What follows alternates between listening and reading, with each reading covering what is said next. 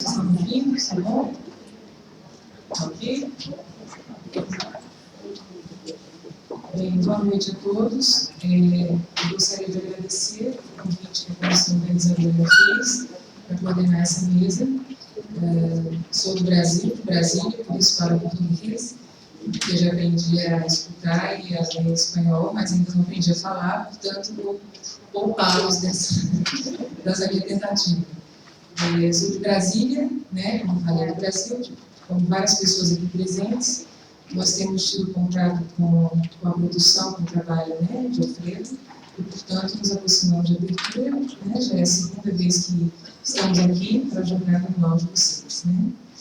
Então, vamos lá, gostaria de apresentar Alfredo Eisenstein, psicanalista, autor de vários livros, como o Grafo do Desejo, Modelos, Esquemas e Grafos em La Enseñanza de Lacan, Topologia em uma Clínica Psicoanalítica e Estruturas Clínicas a partir de Lacan, volumes 1 e 2, e agora o livro Outro Lacan, que vai ser inclusive apresentado amanhã às 19 horas. Muchas gracias, buenas noches.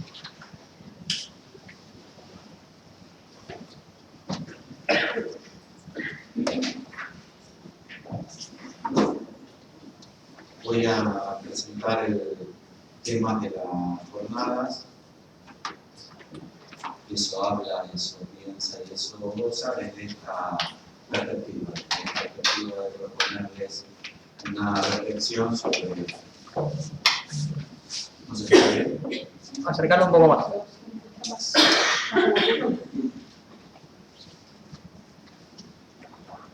Intentando establecer algo así como el lugar estructural que los consejos tienen, al menos para mí, pero me parece que para muchos colegas de apertura también.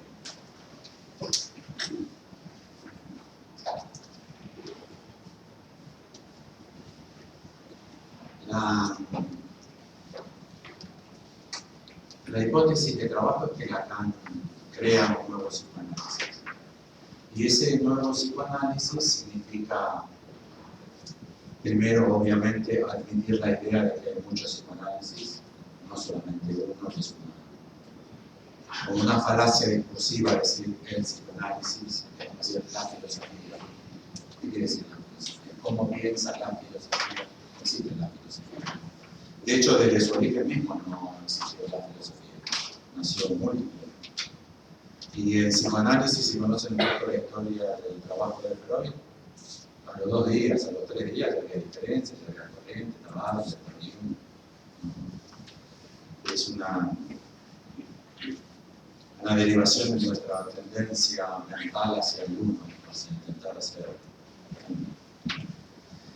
En el psicoanálisis creado por Lacan, requiere que admitamos que transformó prácticamente todos los conceptos psicoanalíticos, tanto de Freud como de otros psicoanalistas, y sus casi 800 neologismos indica que no solo transformó todos los conceptos de Lacan, en su gran mayoría, sino que creó una cantidad innumerable de nuevos conceptos para responder al nuevo modelo teórico. La cuestión, es la cuestión pragmática fundamental para leer a Lacan es cómo leer esa diferencia. Porque todos los que pasamos a leer a Lacan, ya sea porque tenemos estudios anteriores en psicoanálisis, Freud, o ya sea porque tenemos estudios sobre Lacan, pero realizados sobre comentaristas de Lacan que no admiten que hay algo de psicoanálisis. E incluso si no hicimos ningún estudio previo de Freud o de Lacan, pero vivimos, por ejemplo, en Buenos Aires, igual tenemos un montón de concepciones psicoanalíticas incorporadas a nuestra forma de pensar, a nuestra cultura, a nuestra ideología. Entonces, ¿cómo hacer para leer el nuevo paradigma propuesto por la psicoanálisis? Evidentemente no, intentando encontrar esa diferencia en cada concepto nuevo o en cada concepto planteado distinto por Lacan. Porque uno inexorablemente accede a ese concepto desde el paradigma anterior. Entonces lo que se verifica es que el paradigma como sistema se traga, digiere al concepto y lo subsume al sistema, a la máquina que tenemos funcionando como modelo teórico. Evidentemente se darán cuenta que la opción entonces es tratar de establecer, uno, cuál es la estructura de ese modelo teórico, una nueva estructura, con la que estamos en condiciones de hacerlo, porque justamente él introdujo la noción de estructura del psicoanálisis por este mismo problema, y entonces los conceptos no deben ser leídos uno por uno, porque en sí mismos quizás, como los significantes no quieran decir casi nada o no digan mucho de la diferencia radical propuesta por la psicoanálisis, sino que hay que establecer cuál es esa estructura.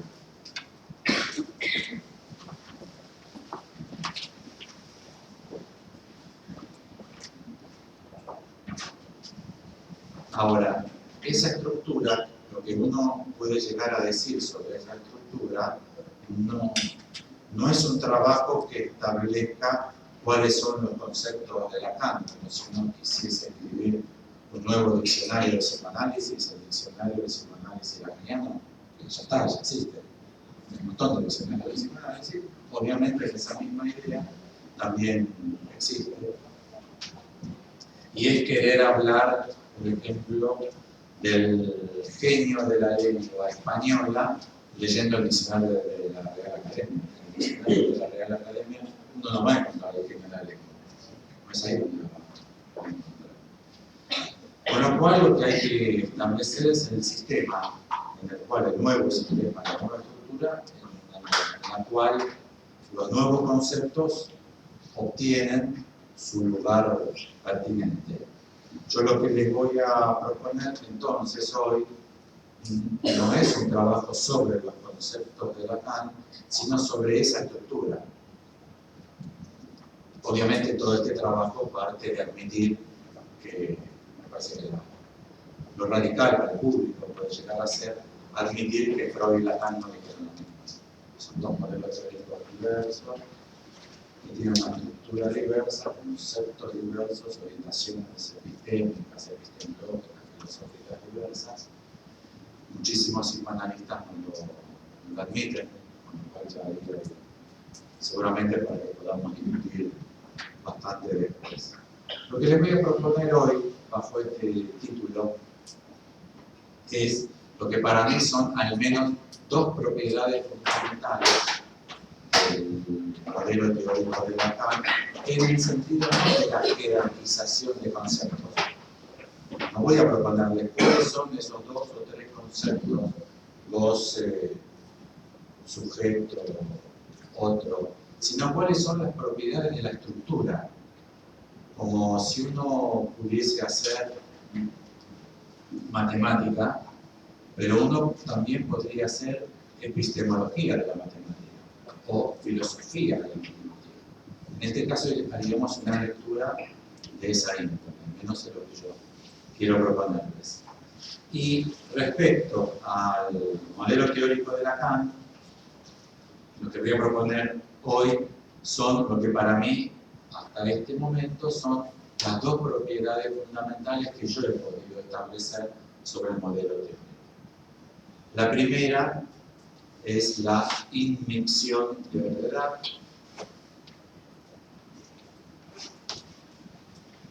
Inmixción es un neologismo, ¿sí?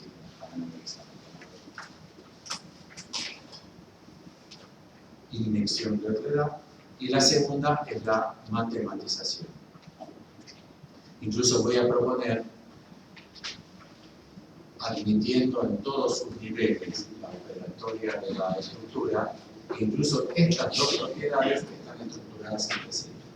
O sea que no se las encontraría como leyes fundamentales de la estructura de Lacan a la una sin la otra.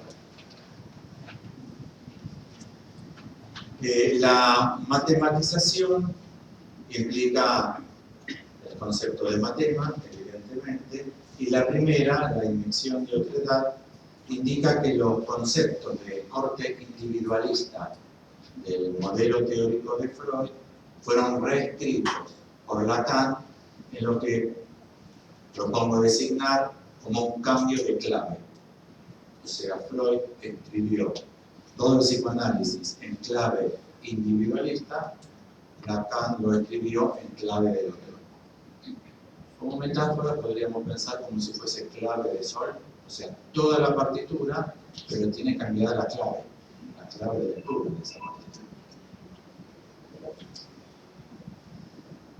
Para dar una idea del pleno alcance de esta transformación operada por Lacan, tomo respecto de la obra de Freud, pero en realidad Melanie Klein, Anna Freud, Winnicott siguieron operando con un psicoanálisis concebido en clave individualista.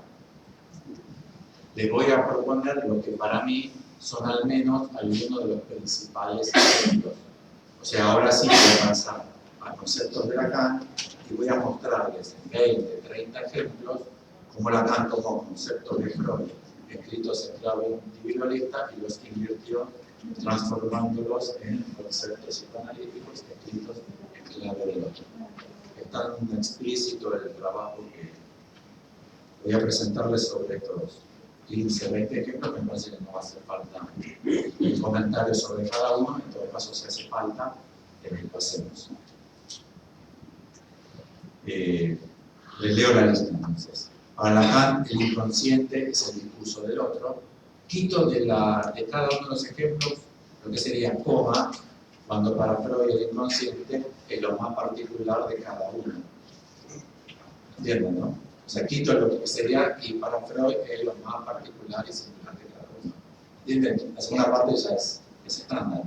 Ya decir, el inconsciente es el discurso del otro, es una transformación absoluta, una subversión absoluta del concepto de Freud inconsciente, porque para Freud no hay nada más singular y particular que mi inconsciente, ya que está lleno, colmado de mis experiencias, vivencia de satisfacción y de insatisfacción, inscritas como huellas anémicas adentro de mi aparato psíquico. Entonces, nada más individual que mi inconsciente. Solo con escuchar la fórmula de Lacan, pero van a ver que la potencia va a ser multiplicada cuando yo les lea la lista de los 15, van a ver cómo va a funcionar con un impacto notable, ya que, bueno, acá propone el inconsciente es el discurso del otro. Sobre el deseo, Lacan propone el deseo del hombre es el deseo del otro. Sobre la teoría de la demanda de Lacan, él propone uno recibe su propio mensaje en forma invertida desde el otro, que de hecho es una subversión radical a cualquier teoría lingüística. No uno emite su propio mensaje. La forma de Lacan es increíble. Dice que uno recibe su propio mensaje en forma invertida desde el otro. El objeto A es designado por Lacan A, como él mismo lo aclara, por la inicial de otro en francés. El yo, en lugar de ser el objeto producto de la introyección de la vivencia de satisfacción, es la identificación de la imagen del otro. ¿Entienden? Pueden escribir deseo, quitar todo el argumento y poner del otro. Inconsciente, quitar todo el argumento del medio y poner del otro. Yo del otro, ¿entienden? Acá lo que he hecho es cambiar todos y cada uno de los conceptos del otro y no lo hice un día para el otro. No logró de un día para el otro. Se fue como produciendo a consecuencia del ejercicio de su paradigma. El ideal del yo pasa a ser ideal del otro con mayúscula, ideal mayúscula. El yo ideal se plantea como ideal del otro con minúscula, ideal minúscula. El síntoma como significado del otro. La angustia, en lugar de ser angustia de castración propia, es la falta o la falta de la falta del otro. Esto podría requerir comentarios, pero incluso no hace tanto falta el comentario porque estoy seguro que las fórmulas las conocen. quizás nunca las habían puesto una detrás de otra para darse cuenta que es una transformación masiva. Por eso yo decía que estos conceptos no se pueden trabajar de a uno, porque de a uno el sistema de Freud lo devora, lo digiere. Freud es como el super yo, como los cielos de pelo. Son esos monstruos que cuanto más uno le da de comer, más hambre tiene. El fantasma, en vez de concebirse como la fantasía individual, lo es como escrito, tanto como ese barrado, como la fórmula del fantasma es ese barrado, como la minúscula, para Lacan ese barrado, y a minúscula se escribe, no sé si se acuerdan del seminario de la angustia, todo el campo del otro. Pero lo que yo creo que es mi fantasía individual, en realidad es un fantasma construido en un campo del otro. Ya dijimos, inconsciente, deseo, objeto A, yo, ideal del yo ideal, síntoma, angustia, fantasma, la pulsión. La pulsión realiza su circuito por fuera del cuerpo biológico, y ese por fuera del cuerpo biológico es el campo del otro. Porque para Lacan, si no se registra el recorrido de la pulsión en el campo del otro, eso no es pulsión para el psicoanálisis. Eso es comer, cagar, mirar, escuchar, coger, lo que ustedes quieran, pero no es pulsión. Lacan establece en el seminario que para que sea pulsión hay que verificar un camino de ida y de vuelta. El recorrido pulsional de Freud es de ida. El recorrido pulsional de Lacan es un bucle, es un ida y vuelta, se acuerdan de la NASA. Pero todo eso tiene que ser en el campo del otro. Vamos a ir. El estadio oral pasa a ser concebido como demanda al otro. Y el estadio anal como demanda del otro. El goce, gozo, jouissance, es establecido por Lacan como goce, gozo del otro. J a mayúscula. El desencadenamiento de la psicosis se trata de la coyuntura dramática. ¿Se acuerdan cómo fue para Freud planteado el desencadenamiento de la psicosis de Schreber? Aumento de la libido homosexual. Proceso interno, absolutamente interno. Para Lacan, el desencadenamiento de la psicosis se trata de una coyuntura dramática de 4 personajes, que evidentemente no presentan a nadie, pero a su vez, la falla de la psicosis es planteada como la no inscripción del nombre del padre en el otro, no en el individuo. La formulación del nombre del padre es como significante de la ley en el otro, no como ley propia. ¿Ven que está? Como si fuese un mecanismo de relojería que alcanza el clic y a todos los conceptos los pasó en clave del otro. El fenómeno psicosomático es realizado como respuesta frente al deseo del otro, y así prácticamente seguro encontraríamos, si quisiésemos ponernos a trabajar, 20, 30, 40 ejemplos más, pero con estos 20 me parece que para empezar a discutir tenemos. Bueno, ¿y de qué se trata esto que plantea Lacan como inmixción de Eritrea? Si les interesa,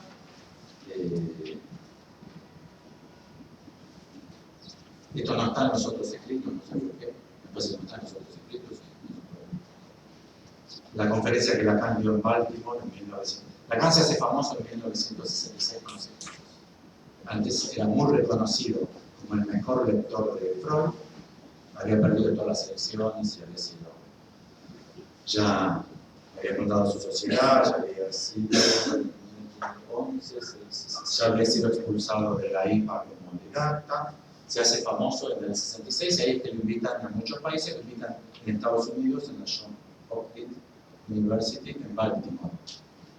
Es un congreso sobre estructuralismo, y fueron, entre otros, Lacan y Derrida. Esta conferencia de Lacan está en francés, en inglés, en español, en internet, él la dictó en inglés, es el título. Ya en el título, para los que sepan inglés, se dan cuenta que es de Lacan. Ya el título es claro. Los que sepan mucho inglés, traduzcan el título, así ya se nota que es Lacan.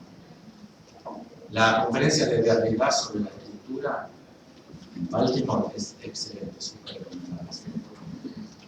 Una traducción posible sería acerca de la estructura, acerca de la estructura.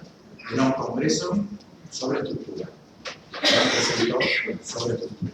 Entonces conferencia de Lacan es acerca de la estructura. ¿Qué es la estructura?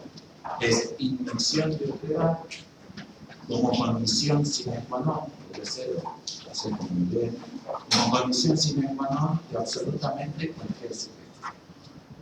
En inglés, subject, como en francés, sujet, no me queda tan claro como es en portugués, pero no es como en español, que está mucho más adherido a persona.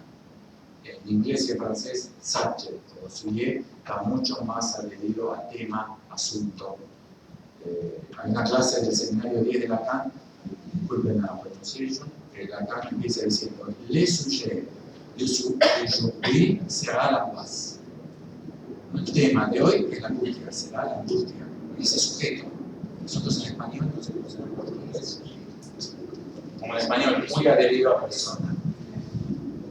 Entonces, cualquier tema o asunto que se trate desde la perspectiva de la estructura debe ser considerado en inducción de otra. Esa es la propuesta de Lacan. No confío en la tecnología. Conocí una señora que lo llamaba por teléfono al nieto para decirle: recibí tu email. La abuelita, ¿no? Por teléfono decía: recibí tu email. No, yo me doy vuelta a la situación. Bueno, acá viene un núcleo duro, importantísimo, no establecido todavía en la cabeza de la posición de Lacan. Lo leemos juntos, es muy fácil.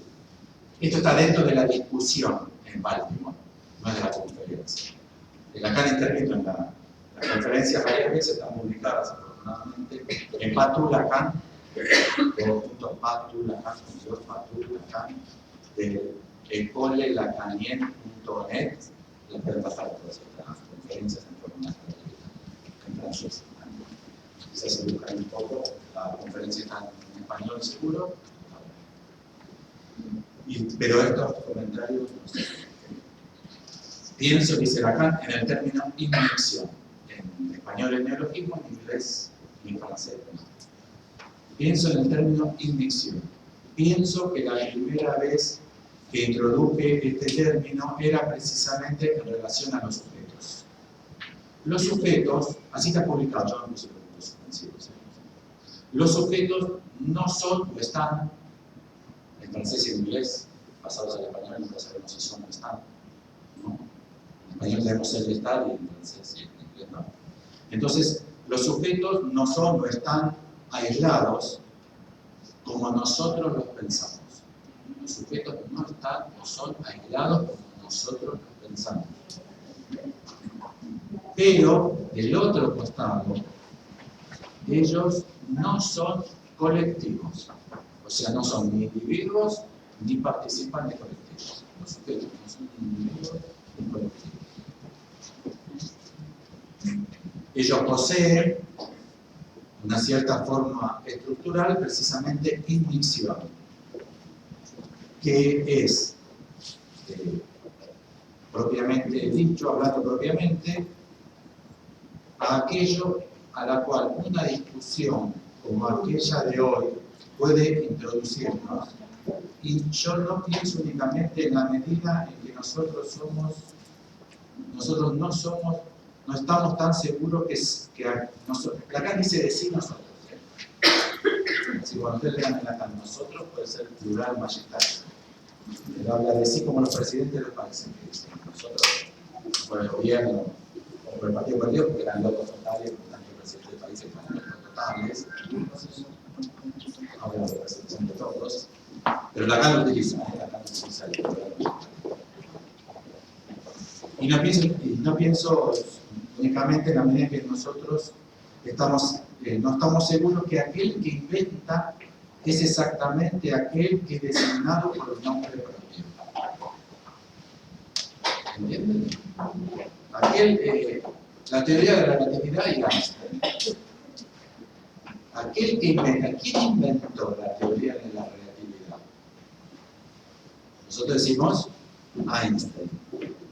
Ahí lo trabajamos aislado. ¿Entienden? Pero no sé si saben que la misma semana que Einstein presentó su artículo sobre la teoría de la relatividad, Poincaré presentó también un artículo en distintas sociedades, en distintos idiomas, con el mismo título, la teoría de la relatividad y conciencia pasó decenas y decenas de veces. ¿Entienden el problema que está planteando Lacan? La creación de algo es hecha por alguien. ¿Entienden la idea? Freud creó al psicoanálisis. Nosotros hablamos así, el genio lo llamamos, el genio creador. Entonces Lacan dice que no, pero tampoco es un grupo. Porque Freud, ¿con qué grupo? Ustedes saben que la teoría de la relatividad tiene la propiedad que está muy ajustada al nombre de Einstein. Pero la teoría cuántica no. Si ustedes compran los libros sobre divulgación de teoría cuántica, van a tener que pasar, leer al menos sobre 15 autores. Pero la teoría cuántica es un producto realizado en un lapso de 10, 15 años por el aporte de 15 o 20 autores. Ese no nos sirve, por muy claro. Tenemos el caso de Einstein. Einstein inventó la teoría de la relatividad, o es un caso de invención de otra edad. ¿Entiendes lo que estoy diciendo? Que no es ni uno ni un grupo.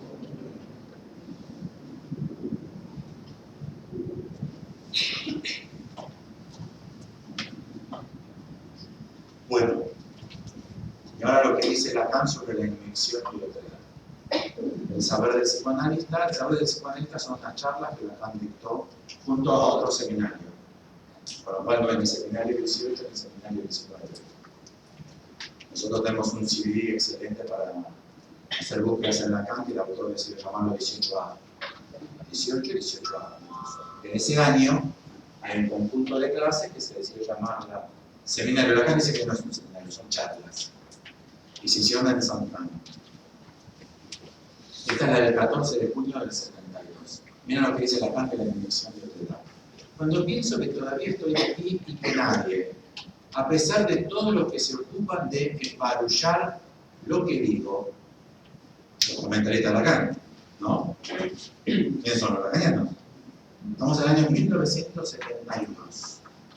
Lacan empezó con el corte radical en el 53. Tenía 3 seminarios dictados antes del 53. Así que, digamos que empezó en el 50. 22 años después, ya Lacan fundó su sociedad, ya lo echaron de la IFA.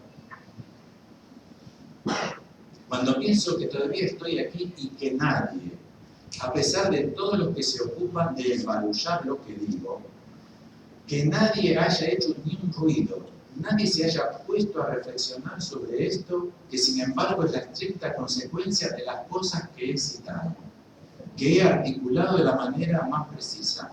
Si mi memoria no me falla, en el 57. No, esperen, no, en el 55, tiene razón, del seminario de los invención de otra edad. A propósito del sueño de la inyección de Hillman, lo tomé para mostrarles cómo se trataba un texto de Freud. Les expliqué bien lo que había también, porque justamente allí, y de ninguna manera en el inconsciente, a nivel de sus preocupaciones presentes, que Freud interpreta ese sueño de deseo que no tiene nada que ver con el deseo sexual, aun cuando tiene todas las aplicaciones y las referencias que les envío. El término inhibición de los sujetos lo adelanté en el 55, se dan cuenta, 17 años. Yo publiqué 2 artículos sobre el fracaso de Lacan y de que no me gusta. O sea, Lacan todo el tiempo fue diciendo que los lacanianos en absoluto tomaban en cuenta de sus concepciones más fundamentales. Una de ellas, invención de otra edad. Creo que podríamos hacer un texto privado, no hace falta que lo pongan en la mano, de todos aquellos que no son miembros de apertura, es el requisito, que levanten la mano, que no la levante, todos aquellos que ya hayan trabajado en misión de otra edad. Entonces no son 17, ni 27, ni 37, ni 47, son 57 años, son 67, ¿entienden? Y hay miles y miles embarullando lo que Lacan dice. ¿Entienden cuál es el problema? No que este concepto que está muy presente en la enseñanza de Lacan, que participa de lo nuevo de Lacan, sino que si no se trabaja la sustitución de una estructura por otra, la otra estructura se lo digirió. No quedó como problema.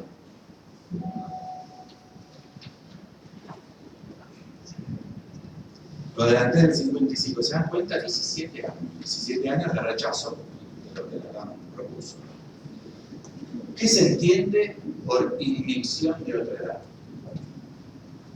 Inmixción en inglés, mixing, también blended para los que sepan inglés, o inmixción con T-I-O-N en francés, es una mezcla que indistingue los elementos una vez mezclados. Por ejemplo, si hacemos ensalada,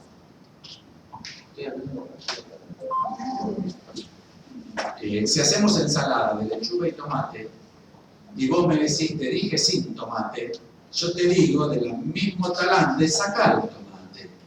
Y listo. ¿No? ¿Entiendes?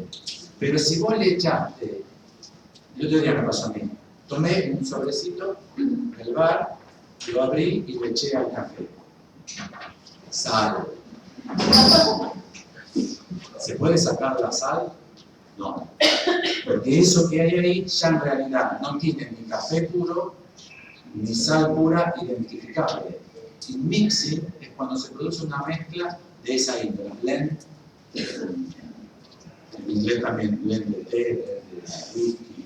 No se puede separar porque están mezclados. Son mezclas que indistinguen. Con lo cual, si ustedes trabajan desde la perspectiva de la estructura propuesta por la TAN, tienen que saber que cualquier sujeto con el que ustedes operen, cualquier sujeto, cualquier tema, asunto, incluso el caso clínico, incluso un caso clínico puede ser un sujeto, un asunto, tienen que saber que está mezclado una dimensión de otra edad que ustedes nunca van a poder separar, que es de uno y que es del otro. ¿Entienden? No pueden practicar, mi hermana me dijo que estoy bastante peor. Un analista tradicional que no trabaja en esta línea le va a decir, bueno, porque dijo que está peor. Si la hermana hubiese dicho que está mejor, el analista lo hubiese tomado. Está peor, está criticando el análisis. ¿Qué le dice el analista? ¿Qué le dice? Este es su análisis, lo que importa es que usted diga lo que usted opina. Se está trabajando con un sujeto aislado y se niega la inmixción de otra edad. ¿Entienden? Ahora, como es estructural el problema, si ustedes niegan la inmixción de otra edad, piensen qué estatuto tiene la interpretación que ustedes pueden llegar a hacer como analistas de un caso así. Porque el paciente, habiendo aprendido la lección, podría decir, eso es lo que dice usted. Pero lo que está dentro mío, que soy yo, te puedo decir que no es así. ¿Entienden? Si ustedes admiten que el inconsciente como discurso del otro, tienen que admitir la inmixción de otra edad. Si no admiten la inmixción de otra edad, no hay psicoanalista posible. Hay solamente un coaching, un asesor, un consejero, pero no puede haber nadie operando directamente del estudio del inconsciente.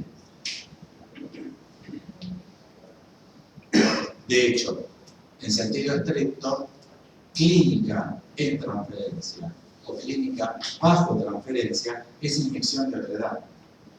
Pero si clínica bajo transferencia es inyección de otra edad y ustedes escriben un caso, se dan cuenta que lo que pongan con Mirta, 2 puntos, analista, 2 puntos, Mirta, 2 puntos, poco me llaman muchas Mirtas. Pero que no me pase como a Freud, que justamente estoy aquí presente a mi paciente que se llama Mirta. Se dan cuenta que todo es material de la misma índole, ¿no? ¿Entienden? No hay material del paciente y material del analista. Si ustedes aceptan la inmixción de otra edad, todo es material de la misma índole, porque es indistinguible. Sujeto y otro, tanto lo que ustedes escribieron como lo que dijo el paciente, como lo que ustedes escribieron lo que dice el analista. ¿Se entiende? Eso habla, eso piensa, eso goza, entre otras de sus acepciones, quiere decir exactamente eso. Que cuando nosotros creemos que yo pienso, yo digo y yo gozo, en el sistema del modelo teórico propuesto de Lacan, tenemos que estar advertidos que eso tiene inyección de otra edad. Y que es válida la pregunta de, ¿seguro que yo gozo? Es interesantísimo que ustedes le planteen paciente que tiene cualquier tipo de adicción, o sea, el consumo de una sustancia nociva para su salud, según evalúa, y que quisiera dejarla, y que no puede dejarla porque es una adicción, que puede ser planteada como mi cuerpo me lo pide, lo necesito, yo lo quiero, no puedo dejarlo. Es interesante, si la analista dispone de la lógica, plantear, ¿está seguro que es usted? ¿Está seguro que es usted el que lo quiere, usted el que lo necesita? ¿Que es su cuerpo el que lo requiere? ¿Está seguro de eso? La segunda propiedad, pero que a mí me parece que está totalmente articulada a esta primera, y que me parece que responde quizá al problema en el que todos nos encontramos, y es ¿por qué Lacan matematiza el psicoanálisis? ¿Por qué hay una matematización del psicoanálisis por parte de Lacan? De vuelta, uno podría trabajarlo como un rasgo aislado. Bueno, es un componente más, como en esta mesa. No estoy diciendo, este vaso lo podemos quitar. No cambia mucho. Entonces, flores. Se puede quitar eso.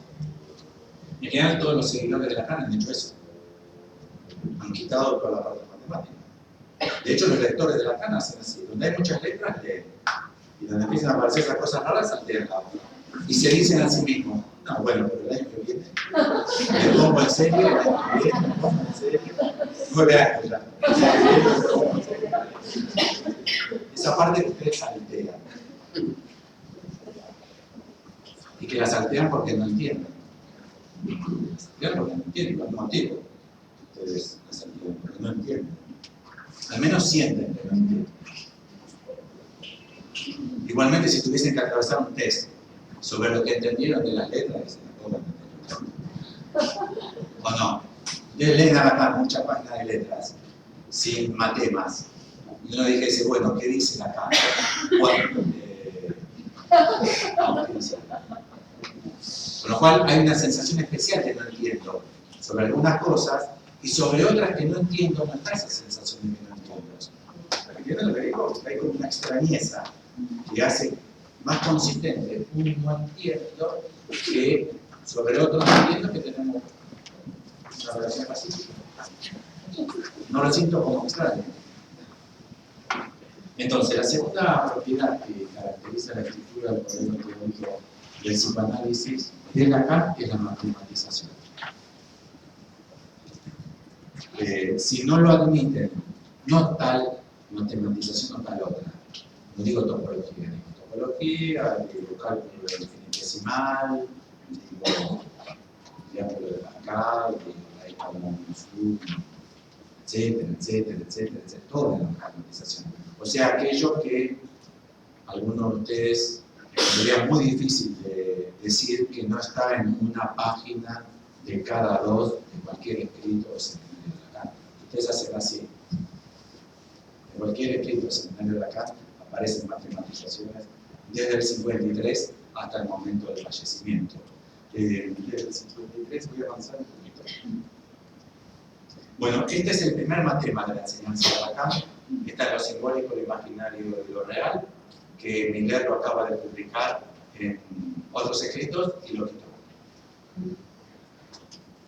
Miller quitó el primer matema que aparece en la enseñanza de Lacan, que es la conferencia fundante de la nueva sociedad de Lacan, de la de 1953, que es lo simbólico, lo imaginario y lo real. No sé si ven, IRS.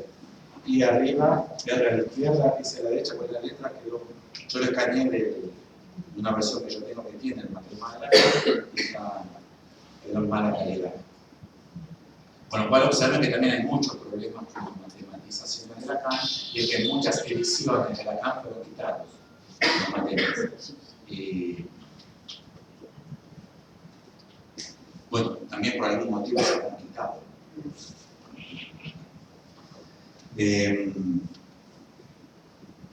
Incluso Lacan en determinado momento dice que él tiene una obstinación. La suposición en psicoanálisis es una obstinación por el motivo, cosa que se verifica. Y me parece que la inyección de otredad se nota que es una propiedad del modelo teórico de Lacan, porque no solo no está en Freud, no está en Melanie Klein, no está en Ana Freud, no está en Winnicott, no está en ningún psicoanalista hasta Lacan, sino por esa queja de Lacan de los 17 años y ninguno me dio ni 5 de bolilla, habrán visto que tampoco está en los seguidores de Lacan. Con lo cual es de Lacan el doble sentido. Es de Lacan porque no lo usó ningún psicoanalista antes, y es de Lacan porque no lo utiliza ningún psicoanalista después. Es de Lacan. Son maniobras de Lacan. La inyección de otredad les presenté un conjunto de ejemplos. Yo tengo 47 en mi lista. Presenté los más obvios y los que requieren menos comentarios. Pero presenté casi 20, ¿no? Para que ustedes recuerden incluso que ya los habían leído.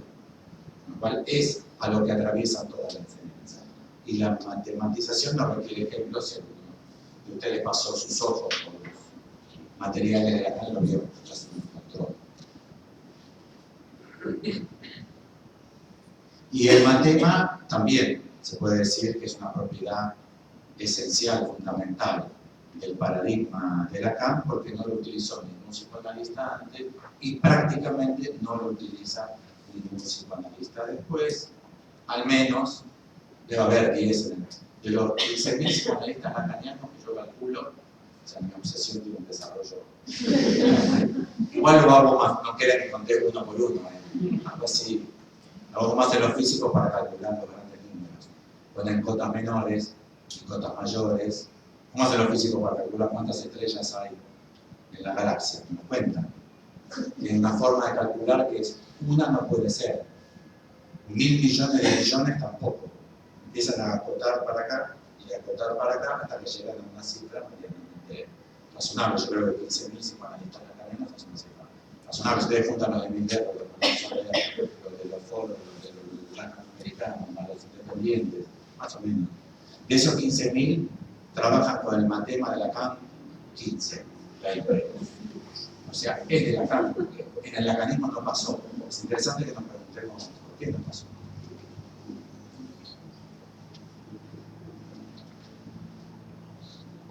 Entonces la verdadera pregunta, es ¿por qué Lacan tomó la vía del matema? ¿Por qué se obstinó en el matema? Y la misma pregunta, como si fuesen las dos caras de una moneda, es ¿por qué Lacan se obstinó en el matema y los seguidores lo han rechazado? Porque es la misma pregunta. ¿Entienden? Lo mismo que está en juego de por qué Lacan se jugó por el matema, se obstinó en el matema, es la misma razón por la cual los discípulos de Lacan lo rechazan.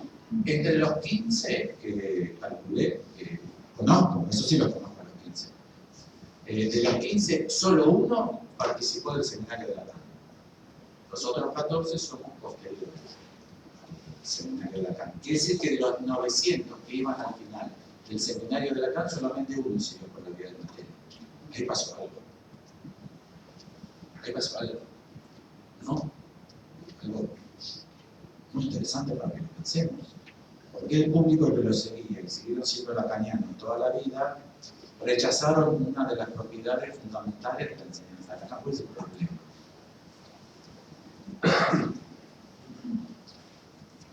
Bueno, para empezar a pensar el rechazo a la matematización, les voy a proponer que hay un rechazo a la matematización que es más amplia que la que hay en psicoanálisis. Hay un rechazo cultural, social a la matematización. Invento un ejemplo. Mi sobrino, Roberto, acaba de repetir por segunda vez tercer año del colegio secundario. Bueno, reparto una hoja para cada uno de ustedes y la pregunta es, ¿qué materia se llevó? Roberto, matemáticas. Al menos si yo hiciese un relevamiento de todas las hojas que ustedes llenarían, la gran mayoría de ustedes pondrían matemática. Y es muy notable que ustedes no conocen a Roberto. De hecho, yo no tengo ningún sobrino, que yo sepa, no tengo ningún sobrino a Roberto.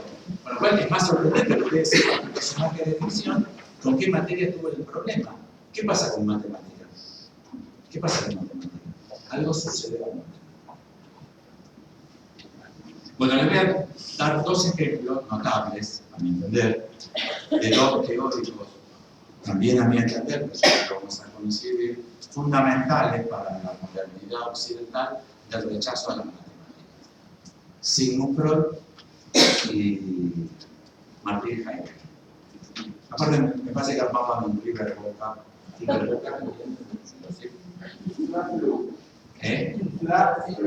La Flu. Es notable porque Freud fue un alemán judío perseguido por los nazis. Y Heidegger fue un alemán nazi confeso, ahora ya le podemos decir, porque fueron publicados sus cuadernos negros. Heidegger tuvo una maniobra muy especial. Le dejó a su hijo los cuadernos negros, 23 cuadernos de tapa negra, con la condición de que se los publicase luego de morir. Y entonces, en todos los seminarios que dictó y en todo lo que publicó Heidegger, no puso explícitamente todo su antisemitismo. En los 23 volúmenes de los cuadernos negros está explícito su antisemitismo militante. Con lo cual, Heidegger es un antisemita no nazi. No nazi. El antisemitismo de él no era nazi. No era racial. No era racial.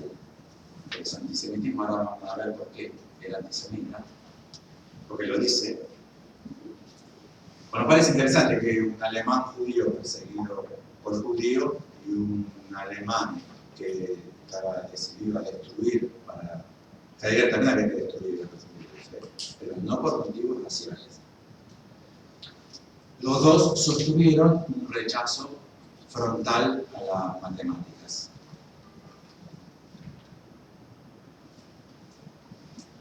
Bueno, la cita de Freud, en Freud no van a encontrar nada de matemática, no hay ningún desarrollo de matemática, van a encontrar la palabra matemática o matemáticas utilizada en algún caso, pero como una palabra de uso coloquial. La única elaboración teórica de Freud sobre las matemáticas es esta.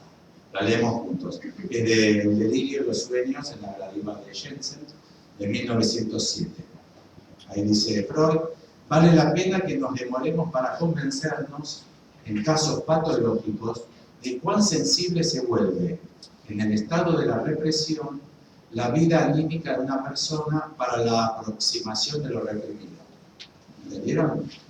Hay una gran sensibilidad entre el neurótico y los contenidos reprimidos, en ese caso de neurosis. ¿Entienden lo que está diciendo? Hay una sensibilidad, lo que Freud se llama sensibilidad complejo. Hay una gran sensibilidad a no aproximarse a lo reprimido. Y cuán leves e ínfimas semejanzas le bastan a lo reprimido para producir efectos a espaldas y a través de lo represor. Tuve ocasión de ocuparme de un joven, casi un muchacho todavía, que tras la primera indeseada noticia que recibió de los procesos sexuales, no sabemos cuál, una erección, una polución, o quizás alguien le contó cómo eran las relaciones sexuales, no aclara por eso el caso, no sabemos nada, emprendió la huida frente a todas las concupiscencias que en él afloraban, valiéndose para ello de diversos instrumentos represivos. Fíjense cuáles son para Freud los instrumentos represivos. 2 puntos. Acrecentó su celo por aprender.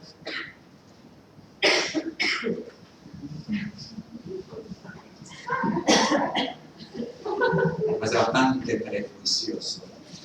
Exageró el apego infantil a la madre y adoptó en el conjunto un ser infantil. No expondré cómo en la relación con la madre justamente volvió a abrirse paso la sexualidad reprimida, porque para Freud el problema de la sexualidad de este joven es el hijo incestuoso. Me limitaré a describir el suceso más raro y extraño del abatimiento de uno de sus bastiones por obra de una ocasión que apenas creeríamos suficiente. Y aquí viene, para distraer de lo sexual son las matemáticas las que gozan de mayor fama.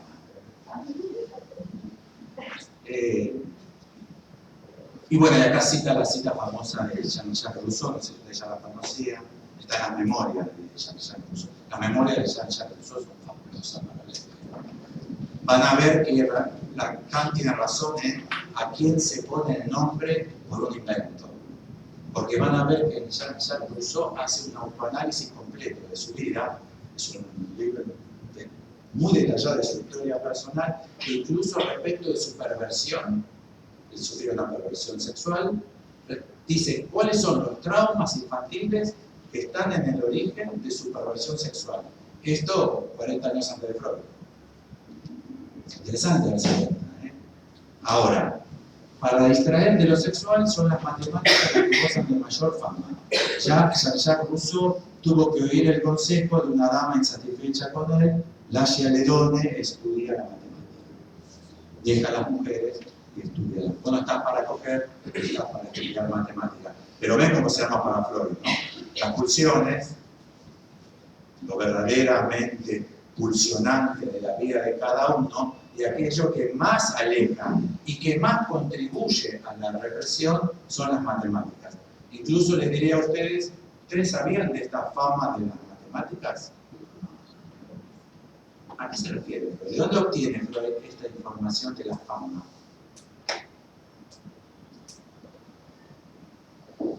Bueno, esto más feo, lo que viene ahora, especialmente para los judíos.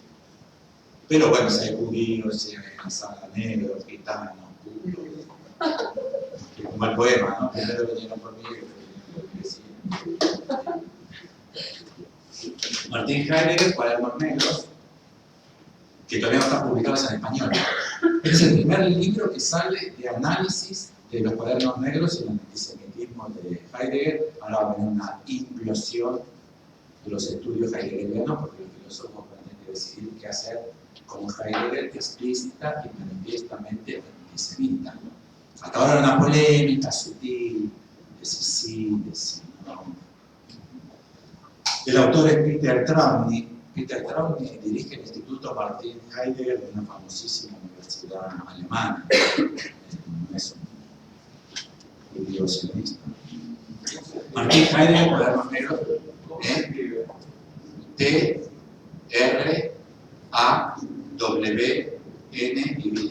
Ahí está. Ah, perdón. Ahí está. El libro de Peter Trautny, Heidegger y el grito de la conspiración mundial de los judíos en el 2015. De hecho, el mismo Peter Trautny dice: yo no sé qué decir. Ahora vino a establecer un antisemitismo explícito, militante, decidido y tramposo, porque lo ocultó todo el tiempo en su obra para que se publique según el hijo, que será el albacea de su obra, que la empezó a publicar en alemán después de su muerte. Bueno, tomé entonces de Peter Trautny los párrafos especiales donde Peter Trautny toma parte de los Cuadernos Negros de Heidegger traducidos. Ven que hay doble sistema de comillas. Las comillas interiores son citas de Heidegger. Las comillas exteriores son mías porque estoy citando a Trautny. ¿Sí? Para Heidegger lo espantoso en esta época, es una forma de producción sistematizada, es decir, de la totalizante racionalización y tecnificación del mundo. Eso es lo espantoso, la racionalización. Esta evolución necesita una determinada forma de pensamiento. La racionalización y la tecnificación requiere una forma de pensamiento que él pretende reconocer en la habilidad de cálculo y en la capacidad de calcular de los judíos, cosa que es un prejuicio difundido. La habilidad de cálculo sobre los judíos, si no admiten la habilidad de cálculo infinitesimal, sí reconocerán que hay un prejuicio bastante difundido sobre la habilidad de cálculo de los intereses usurarios de los judíos. Saben calcular la plata, enseguida eso está. Tiene que ser judío. No que ser judío ni nazi. Para Heidegger, escuchen, la victoria auténtica del proceso de renovación iniciado por los alemanes, que se desvirtuó por los nazis, pero que él recupera, donde lo carente de suelo se excluya a sí mismo. ¿Saben quiénes son los carentes de suelo? Judíos y gitanos, que fueron los exterminados por los carentes de suelo, y lo hace porque no osa entrar en el ser. Hay que excluir a los carentes de suelo porque no entran en el ser. sino que cuenta siempre con los entes. Solamente saben, no vamos a entrar en eso, que Heidegger es el filósofo caracterizado por distinguir ser de ente. El ser es aquella búsqueda de lo esencial del hombre que el hombre debe realizar y que para Heidegger encuentra una solución pasando por patria, pueblo y suelo. Los carentes de suelo, los judíos, el mito del judío errante, el judío es errante, no tiene patria. Pueblo tiene sangre, ¿no? Era alemán. Sí, sí, sí. Sangre y tierra. Sí, exactamente.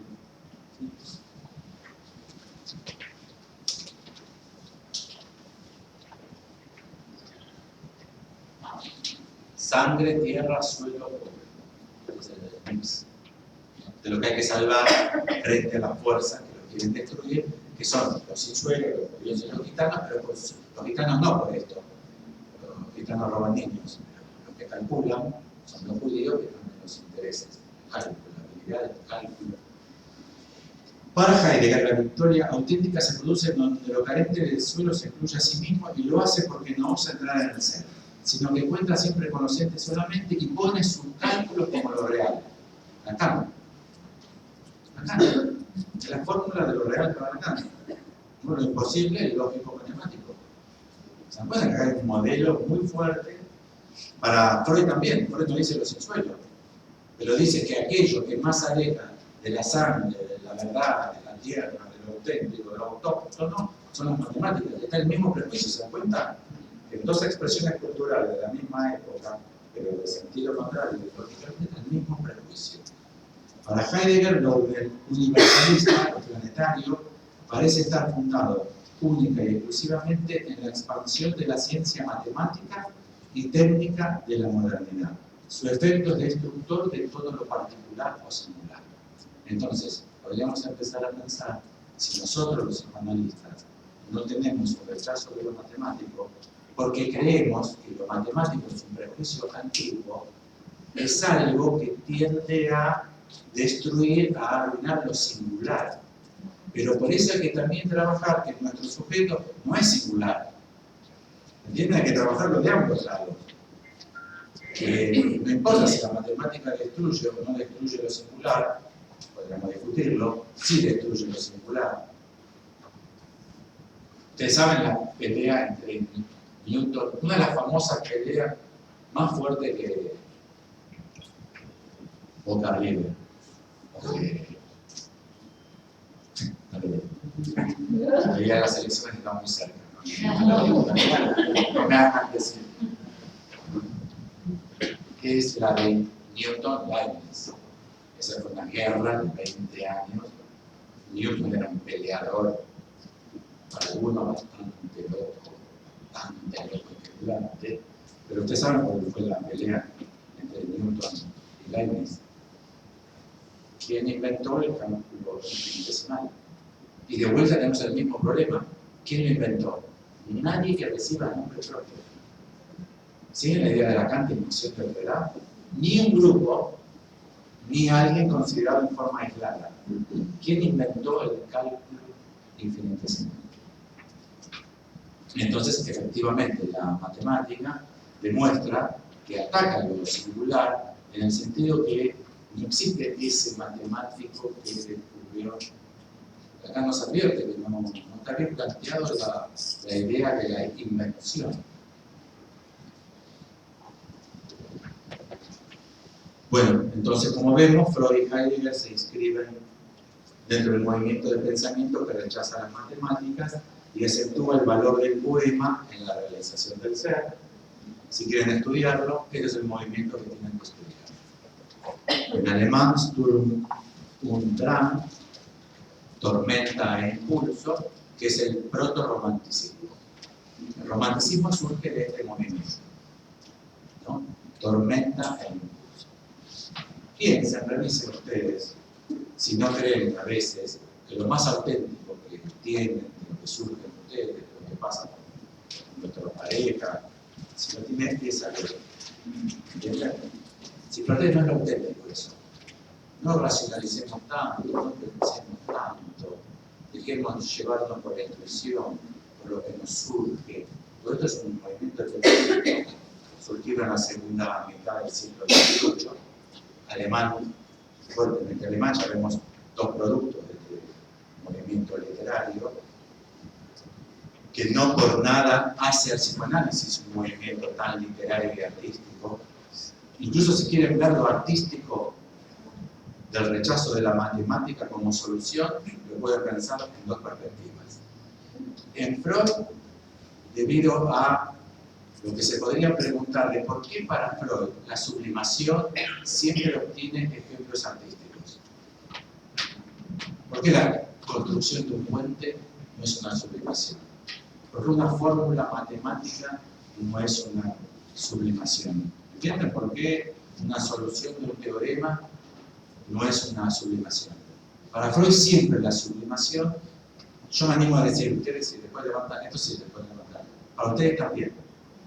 Estoy convencido de que para ustedes, o la gran mayoría de ustedes, según levantase la mano, yo no me creería igualmente.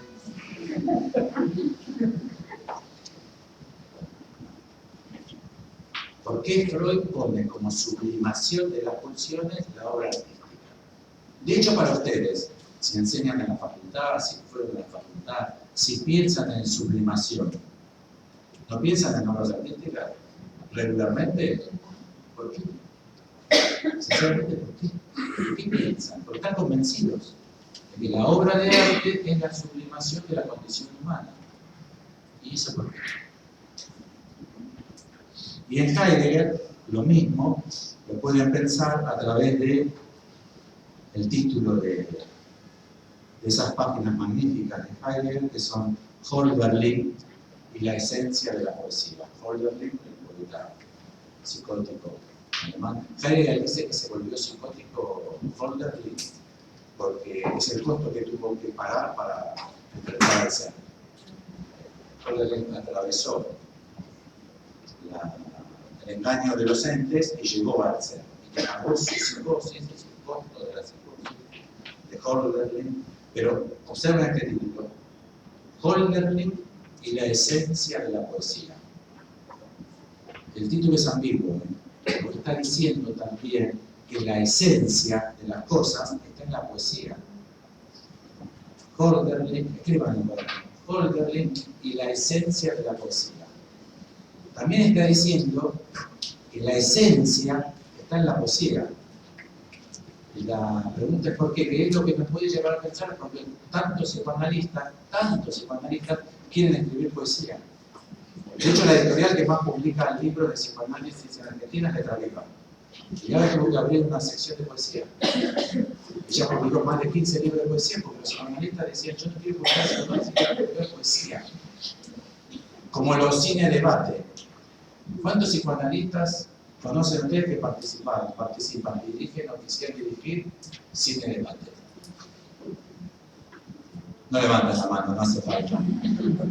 Incluso algunos de ustedes lo hacen, les está divertido, está bien, ese no es el problema. Pero digo, ¿por qué la tendencia de los psicoanalistas sería el cine debate, a la poesía y el rechazo a la matemática? Quizás porque hay una convicción de que vale la pena esforzarse en el análisis de una película, que quizás te lleva a verla 20 veces, y leer un montón de libros sobre eso, y quizás no le puedas dedicar ni 5 minutos a una fórmula matemática porque crees que eso no, que eso niega el ser. Bueno, Matema, la vía del Matema. El Matema aparece en 1953 en la enseñanza de Lacan. No revisé si los 3 primeros seminarios que quedaron antes del seminario 1, Lacan operó con Matema, que ahora que no lo revisé, ahora me doy cuenta. No sé por qué partir se puede imaginar. Y en el libro de los 789 neologismos de Lacan figura como Matema. Y no es un Matema. El libro de los 789 neologismos de Lacan es un libro magnífico, se lo recomiendo.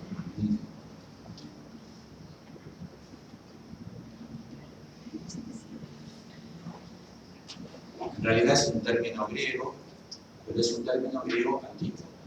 Pero tampoco él quiere buscarlo en diccionarios muy complejos, porque en el Grand Robert está.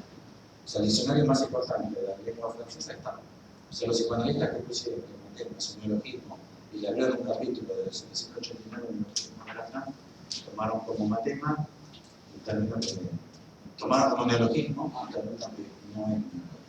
O sea, Lacan abreva de una tradición, no lo creó Lacan. Bueno, entonces el matema está presente en toda la enseñanza de Lacan, desde al menos 1953 hasta su fallecimiento, desde la conferencia inaugural de 1953, lo simbólico, lo imaginario y lo real, y cada vez acentúa más su presencia en los últimos seminarios. No sé si ojearon Topología y Tiempo, que es el seminario 27, que los editores ya decidieron no publicarlo. Los editores ya establecieron oficialmente que Lacan notó 26 seminarios. Así que Topología y Tiempo no es un seminario, es una versión.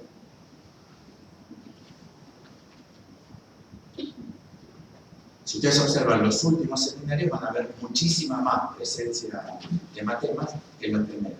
¿Vale? No solamente la última enseñanza de Lacan sigue la perspectiva del matema, sino que acentúa la vida del matema. ¿Por qué? ¿Qué es lo que está en juego en esta problemática? Bueno, el término matema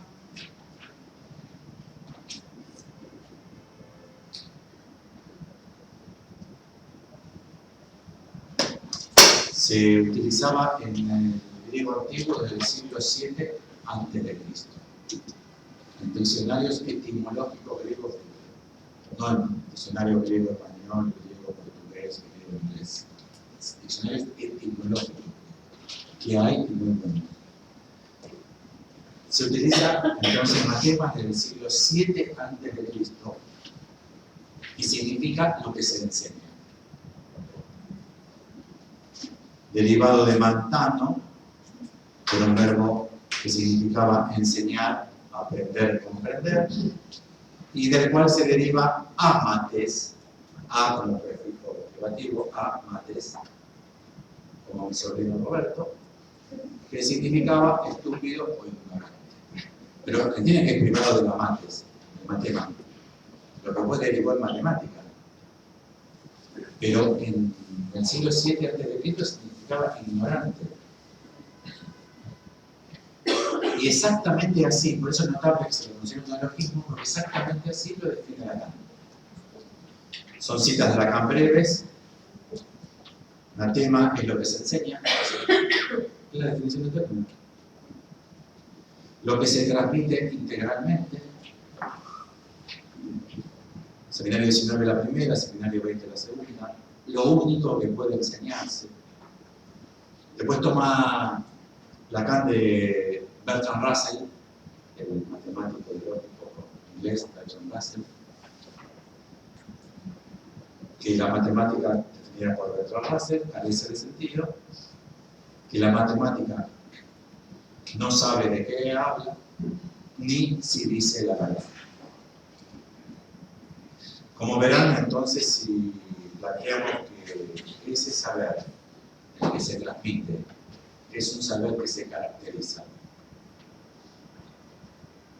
por carecer de sentido, por la imposibilidad de decir si es verdadero o falso, y porque no se sabe de qué habla. Si ustedes sueñan con un paraguas y salimos de que para Freud era un pene,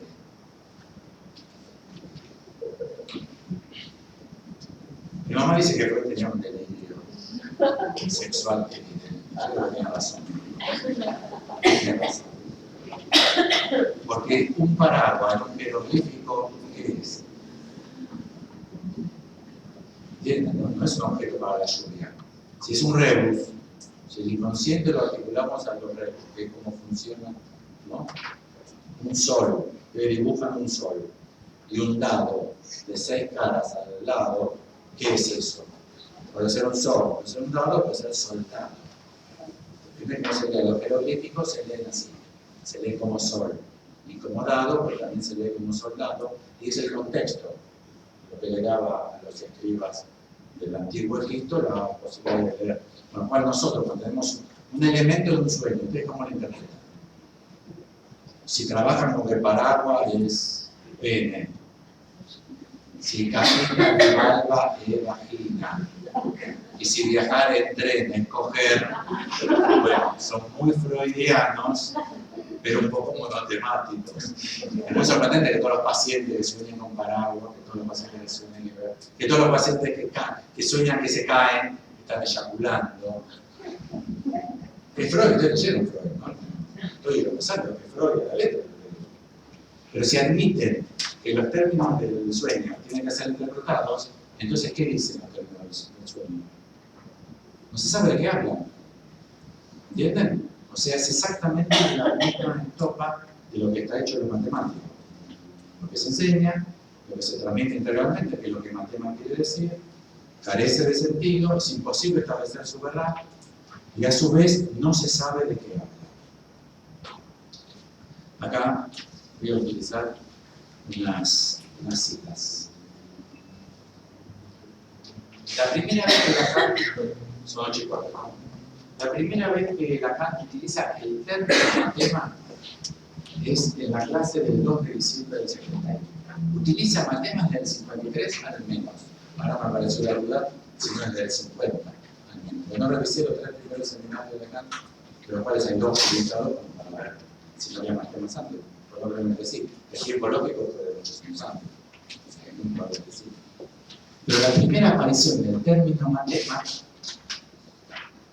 es de entonces el saber del psicoanalista o las charlas del Sartán, 2 de diciembre del 71.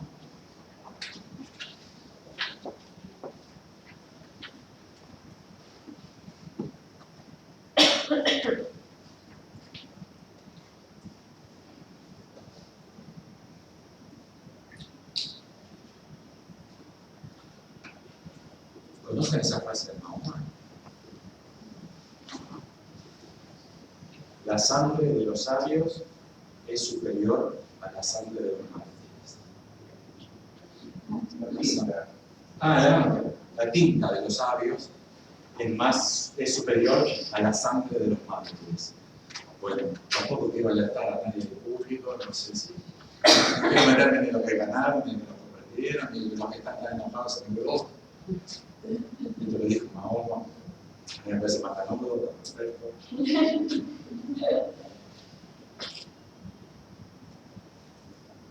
Y abajo ven lo que está subrayado, ¿no? Yo me excuso delante de los artistas, porque para mí los artistas... ¿Sí, no? No sé. Voy a leer. No. Yo me excuso delante de los artistas, que puede haber aquí alumnos desparramados por la asistencia. Bueno, me disculpo, qué sé yo, delante de los artistas, si les va o no les va. Ellos no valen más, no valen mejor que la religión. Es la posición de la religión. Pero está publicado, seminario 21, 11, 12, 73. O sea, la posición de la Lacan respecto a la matemática, respecto al arte, ven cómo queda, ¿no? Justamente el pleno de sentido de la religión para donde ponen los artistas. Bueno, matemáticos. Vean que hay como una polarización de dos grandes campos que me parece que indica el problema que tenemos. Y entonces, en esa clase es interesantísimo, la clase del 2 del 12 del 71. En la página 29, Lacan dice: la incomprensión de Lacan es un síntoma. Que ustedes no me entiendan a mí, es un síntoma. No sé cómo hay que entender a cada síntoma, pero podríamos entender coloquialmente, en el sentido de que síntoma de algo expresa alguna conflictiva que haya que analizar. Siguiente, ¿no?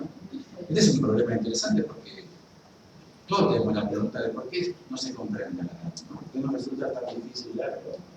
Lacan ya lo tomó y se expresó. En la página 29.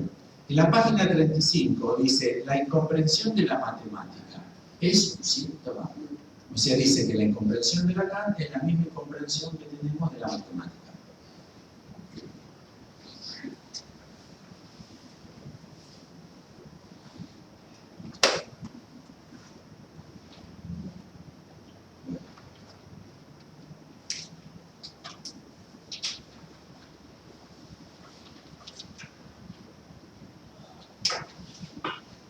Ven que se me perdió una hoja. Cuando la veo ahí, pues, en esa misma clase, Lacan está hablando de la incomprensión que se tiene respecto a lo que Lacan dice. Se pregunta si es un síntoma, de que será un síntoma, y lo articula con la misma fórmula por la incomprensión de la matemática. Y agrega, allí donde aparece matema, la articulación de ese núcleo opaco llamado goce sexual, en ese registro por explorar llamado castración, solo data de la emergencia históricamente reciente del discurso psicoanalítico. ¿Entendieron lo que digo? El goce y la castración solo existen desde el discurso psicoanalítico. ¿Sí? Puedo leer en casa y seguimos. Así pues, me parece que esto es algo cuyo matema merece que nos dediquemos a formular. ¿Se dan cuenta que es el goce sexual relacionado a la castración que emerge con el discurso psicoanalítico? ¿Se acuerdan que habíamos dicho que lo que se inventa, participa o no participa? Estamos con el invento, con lo que surge, con lo que se crea. ¿De dónde viene lo nuevo? ¿De dónde se crean las cosas? Pero se trata del goce sexual. El goce sexual aparece con el discurso psicoanalítico, cosa que es difícil de pensar en los cánones comunes del pensamiento. Porque si el goce sexual es lo que me gusta tocarme del Bibi Maher, en fin, el Freud ya lo tiene, me gusta tocarme el Bibi Maher, debe haber desde el siglo VII a.C. Había Bibi Maher, ¿no? Y la enervadura, como dice Freud, de toda esa cantidad de terminaciones nerviosas que tiene esa zona del cuerpo, que a las chicas les falta. Entonces, ¿cómo puede ser que el goce aparezca a partir del discurso psicoanalítico? Es para pensar, ¿eh? Porque entonces el goce no es eso. El goce es otra cosa, como podría ser otra cosa la sexualidad infantil desde la publicación de Juanito. Quizás se puede decir que no había sexualidad infantil antes del caso Juanito. ¿Se entiende? Es una idea a la cual no estamos habituados. Nosotros los chicos gozan, los adultos gozan y los viejos gozan, con la salvedad que si los viejos gozan, tienen el peligro de ser viejos verdes. Tienen que gozar menos. Nosotros miramos pendeja y decimos, viejo verde. ¿Entienden lo que estoy diciendo? Que se supone que tiene que haber una declinación también. No solamente que está con Freud, el nacimiento del insecto y el Edipo, la caída en la escuela primaria, el surgimiento de la pubertad y la adolescencia, entonces el delirio freudiano absoluto, sino que se agregó ahora como el último Lacan, la última fase, y es que los viejos tienen que tener menos. Como se pasa en la curva de Gauss, y los viejos tienen, ya que si tienen igual, es viejo verde. No, imagínense vuestro abuelo, el abuelito, vuestro abuelo de esos bastante grandes. Que vuestra abuela les diga, me busca todos los días. Y ustedes dirían, y bueno, consultamos con un psiquiatra, algo que pasara, no sé, le decimos a un psiquiatra, que es psicólogo, y le damos algo al nono. Porque no puede ser que el nono diga todos los días. Porque es natural para nosotros, no surge. Y sobre eso tenemos un montón de prejuicios.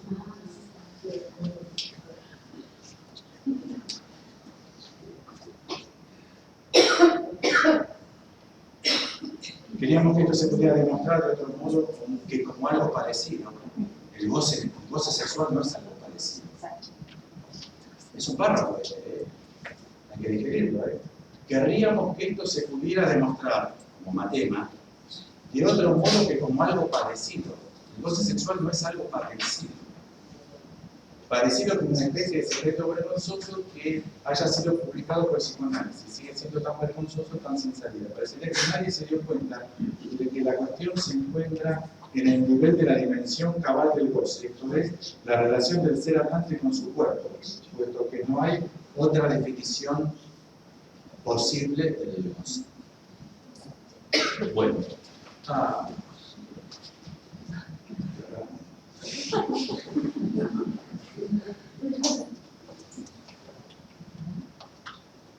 Bueno, empezamos con, ahora sí, con Heidegger, porque es el autor que recupera el tema, antes de Lacan. Lacan no lo cita. Esto es la época de la imagen del mundo, que es una conferencia fabulosa de Heidegger sobre ciencia moderna de Occidente, súper recomendable para leer. Lacan no la cita. Y los herederos de Lacan no tienen prohibido todavía entrar a la biblioteca de Lacan. Con lo cual no sabemos qué libros había en la biblioteca de Lacan y qué libro leyó. Tremendo, eso es. Yo creo que Lisi no llega tan lejos. La revienta Palmira, pero que Lisi no llega. O sea, el oscurantismo encerrado en la biblioteca. Si ustedes entran a la IPA, pueden tener la biblioteca completa de Freud. Y pueden entrar al libro por libro de Freud con las anotaciones, pueden tener todo lo que leyó Freud, que es la única forma de estudiarlo. Si no sabes qué libro leyó, no podés, por ejemplo, leer sus mismos libros.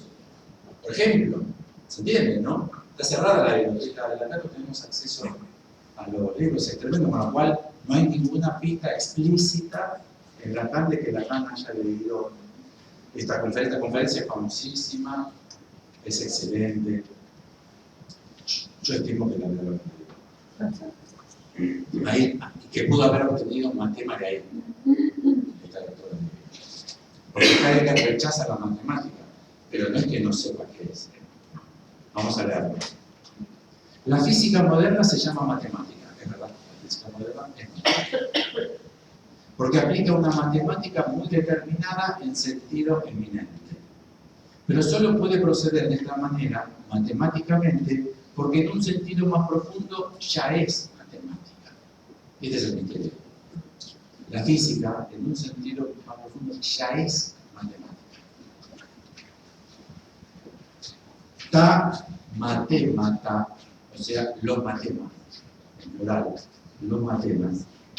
Ta matemata significa que para los griegos, aquello que el hombre ya conoce por adelantado cuando contempla, no está escrito por Heidegger, cuando contempla lo ente, y está traducido, perdón, porque es muy difícil traducir. Cuando contempla lo ente, entra en trato con las cosas. 2 puntos. ¿Qué es lo que ya se sabe? Vieron que es la definición de matemática por Lacan. El carácter de cuerpo de los cuerpos. Lo que las plantas tienen de planta. ¿Entienden, no, lo que se está queriendo decir? Que uno ve una planta y dice, ¿qué planta rara? ¿Qué planta será? Pero ya se sabe que es una planta. Ya se sabe que es una planta. Lo animal de los animales, lo humano de los seres humanos. A esto ya conocido, es decir, a lo matemático, aparte de lo ya enumerado, también pertenecen los números. Cuando vemos 3 manzanas sobre la mesa, nos damos cuenta de que son 3. Pero es que ya conocemos el número 3, la triplicidad. Bueno, entonces, de lo que se trata en el matema de Lacan es un problema de saber. O sea, lo que se puede llegar a saber, y efectivamente, lo que se puede llegar a saber, lo que se puede llegar a transmitir. Pero, ¿qué es lo que se puede llegar a saber? Esto es medio sofisticado, pero son ideas interesantes. Lo que se puede llegar a saber es lo que ya se sabe. Lo que se puede llegar a saber es lo que ya se sabe. Estamos advertidos en la invención de otredad, no en el sentido que lo sepa uno, ni en el sentido que lo sepa un grupo de gente, un colectivo. El Lacan utiliza el término colectivo, se utiliza en la modalidad, sino que es algo que ya se sabe. Vamos a tratar de aproximarnos al matema de Lacan, a lo que ya se sabe. De hecho, les voy a proponer que de vuelta, si ustedes no trabajan con simbolismo, cajita, bivalva, vagina, paraguas, simbolismo freudiano, ustedes no trabajan con simbolismo y trabajan con un inconsciente estructurado como un lenguaje, aunque sea parcialmente, me imagino que se encontrarán como soñantes o como analistas, con gran diferencia, en el problema de la interpretación del sueño. ¿Cómo se interpreta el sueño? Podríamos decir así, ¿qué dice el sueño? ¿Qué se puede saber de eso que dice el sueño? ¿Qué se puede saber de aquello que está en juego en un lapso? ¿Qué se puede saber de aquello que está en juego en un síntoma? ¿Qué se puede saber? Se puede saber lo que ya se sabe, que está en eso, pero tenemos que darle estatuto a la idea de qué quiere decir lo que ya se sabe.